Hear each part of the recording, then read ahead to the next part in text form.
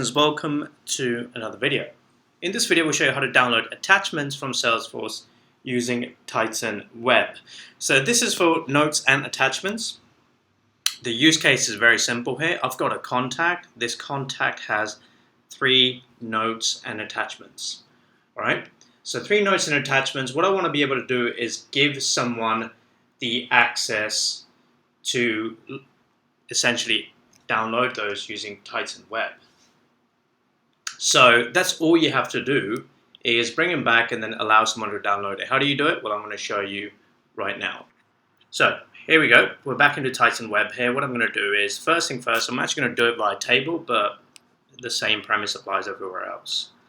What I'm going to do, and I'm just going to check here, attachment. And then I'm going to bring up to 20 records. I'm not going to add any condition. And I'm just going to say, first column is going to be, actually, there is going to be a condition. The condition will be that the parent ID must equal my contact here, Joe Bloggs. So let's copy this, paste it in there, click next. And then first thing I'm going to do is I'm going to bring back file name. Next thing I'm going to do is bring back the parent ID.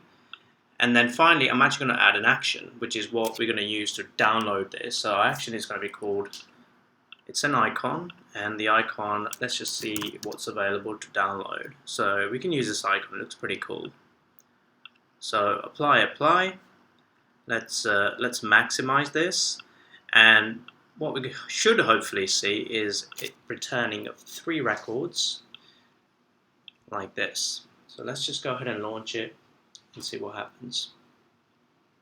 Here we are, 3 files, just like they are over here into notes and attachments. It's exactly what brought back here. Now the wonderful thing would be that if I click on this, I can just download these files. So how do we do that? Alright, well, let me show you. First thing you need to do is you need to set up a parameter. That's very important. So what we're going to do is we're going to go ahead and go into Tools and go into Custom Variables.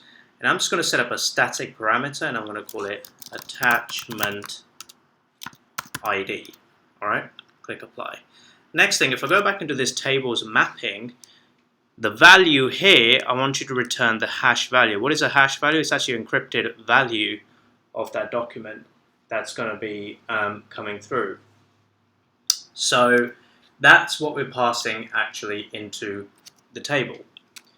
And when the hash value is set, this is what you use to pass into that parameter that we just set up, which is the attachment ID.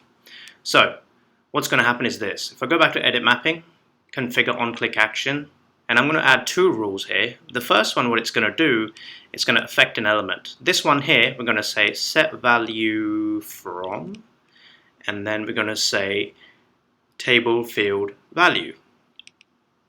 Click apply, it's set, apply, and then in this one here, we're going to go a predefined, and we're going to say go ahead and download attachment, and the parameter you're going to be using is attachment ID.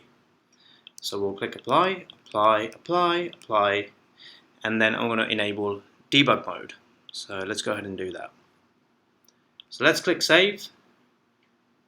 Let's click publish, and let's see if this works.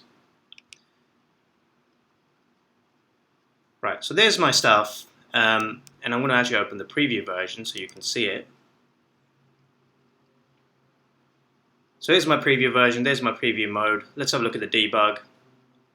You know, this is all the data. You can see the hash values are coming in nicely, so this is good. But the attachment ID is actually empty. So if I click on this one, watch what happens. There's your download, but look at the download. This is the hash value that we just passed into that attachment ID parameter.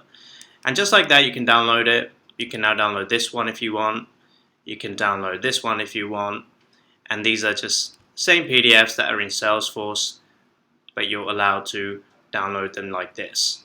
It's pretty straightforward, pretty cool, and it works really, really nicely. And that's all there is to it.